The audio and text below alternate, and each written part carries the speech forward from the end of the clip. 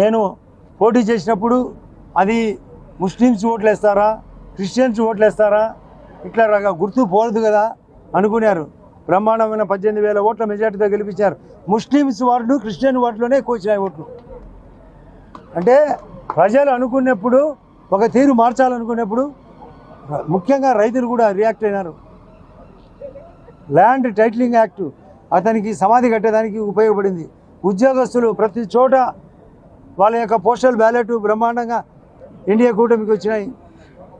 కాబట్టి ఈ రాష్ట్రానికి అందులో మీరు కూడా కోరిన ప్రకారం జర్నలిస్టులకు కూడా న్యాయం జరగాల, ప్రజలకు న్యాయం జరగాల.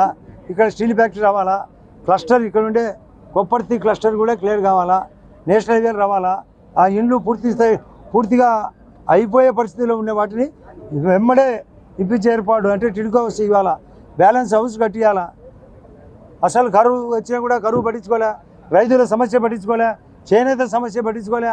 చేపలు అమ్ముతానని చేప చుట్టుకొని పోయింది. పులివెందుల చేపలు అమ్మలేదు, ఆయన చేప చుట్టుకొని పోయింది. అసలు నాకు తెలిసి ఆయన అసెంబ్లీకి రాడు, పార్టీ సున్నా.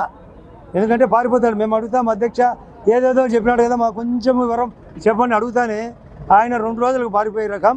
ఆయన వ్యక్తిగతంగా మాకు తెలుసు, ఆయన పార్టీ తెరుచుకొని పోతుంది. ఏదో ఆమె ముందుగా షర్మిలమ్మ కూడా చెప్పింది పోతాడు వరకలు వేసుకొని అని. ఖచ్చితంగా జరగబోయేది అదే. కాబట్టి ఈ గెలుపు ఇక్కడ 5 మంది గెలిచడమే కాకుండా ఈ పార్లమెంటులో మాది నెక్కులో పోవడం మాకు పర్సనల్గా బాధాకరంగా ఉండొచ్చు. కానీ షర్మిలమ్మ కూడా ఒక కారణం వాళ్ళ గెలుపుకు.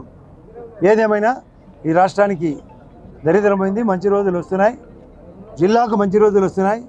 ఆ గాలేరు నగరి పూర్తి చేయాలా, రాయలసీమ ప్రాజెక్టులు కట్టించేదానికి ఏర్పాటు చేయాలా, ఉద్యోగస్తుల యొక్క క్లియరెన్స్ ఇవ్వాలా, రైతులకు క్లియరెన్స్ ఇవ్వాలా, ప్రతి ఒక్కరిని గౌరవంగా ధర్మంగా కాపాడాలా.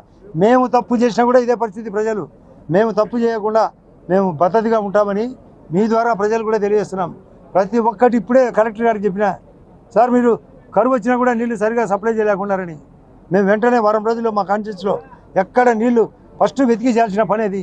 కరెంటు కోతలు ఎక్కువైనాయి, కరెంటు రేటు ఎక్కువైంది, లిక్కర్ ఇష్టం వచ్చినట్టు అమ్మినాడు, శాండ్ అమ్మినాడు. ఇక్కడ ఉండే మళ్ళీ నల్లమల్ల కొండల్లో నుంచి ఆ దేవుడిచ్చిన ఎర్రచంద్రం అమ్మినాడు దరిద్రుడు, గనులు ఆక్రమించుకున్నాడు. ప్రతి ఒక్కటి మోసము, ప్రతి ఒక్కటి తప్పు. అతని ధనదాహానికి బలైంది రాష్ట్రం. కాబట్టి మోడీ గారు చెప్పినట్లు అతన్ని దూరం పెట్టడానికి కారణం మా మోడీ గారు కూడా ఇండియా కూటమి. ప్రజల యొక్క పరిస్థితి కొన్ని ఛానళ్ళు చెప్తే అవహేళన చేశారు గెలుస్తారా లేదని. అన్ని ఛానళ్ళు చెప్పిన దానికంటే మంచి మెజార్టీ వచ్చింది ఇక్కడ వరకు. ఇది అవునో కాదో మీరు అందరూ ఛానల్ వాళ్ళు ఇక్కడే ఉన్నారు.